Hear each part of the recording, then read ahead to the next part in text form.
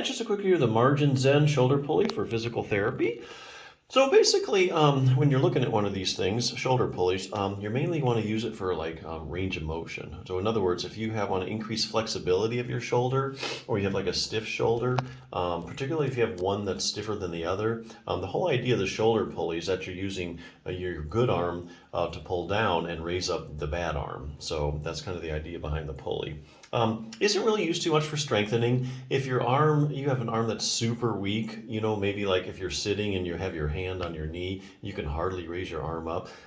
You might be able to gain a little bit of strength from a shoulder pulley because you can use the good arm to help raise up the bad arm and gain some strength there. But short of having really a lot of profound weakness in your arm, shoulder pulleys are basically all about range of motion, increasing flexibility.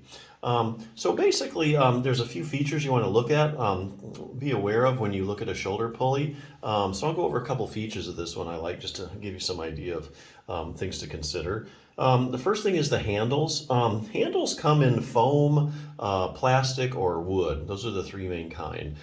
This one happens to come with foam. I think foam actually has the best grip because your hand kind of sinks in and conforms around the handle, and making sure that you get a really good grip. Why would you not want foam? Well, if you're worried about, like, say, cleaning it for hygiene reasons, for instance, if you're buying this pulley for, like, you have some friends that are going to use it, or if someone's buying it for a physical therapy clinic where there's lots of patients using it, you probably would want to go more for some plastic or wood, because that you can clean it off very easily in between uses, unlike the foam.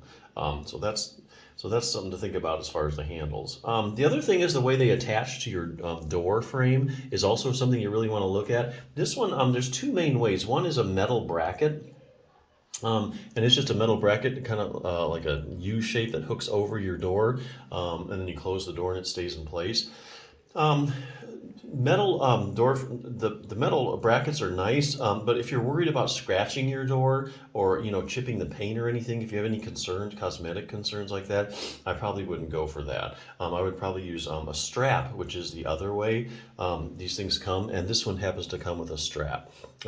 Basically, it's usually made of nylon, and they just fit over the top of the door, and then you close the door and they stay in place. So if you're concerned at all about scratching your door, that's another thing to consider. But yeah, all in all, this is kind of a nice, simple shoulder pulley if you're looking to increase range of motion. I mean, I think this is a good thing. Now, if you're just trying to get your shoulder in like better shape, there's a couple other things you want to do besides flexibility. Let me show you real quick. I got this out of this book, Bulletproof Your Shoulder.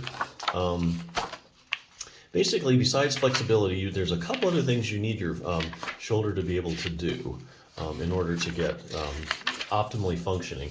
Step one, create a highly stable joint.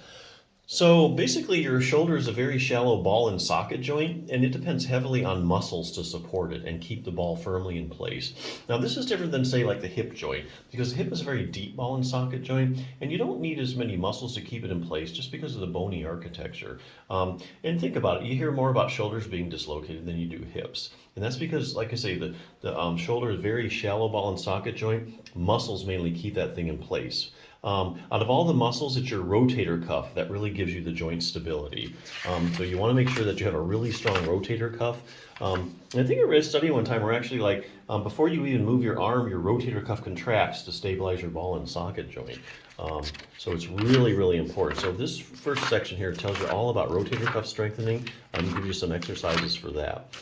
So the other one is building a solid base. So even if you have a really strong rotator cuff and that ball is held firmly in the socket as you're doing things, lifting things, your shoulder operates on a base, and that base is your scapula. Okay, so if you have an unstable base, your shoulder's not going to work optimally. Sometimes it can set you up for impingement syndrome. So there is a group of muscles that you need to strengthen to get optimal control over your shoulder blade. And here's the muscles. And it actually requires, you can actually knock it out with one exercise if you want. The rowing exercise is really good. It hits basically all those stabilizing muscles.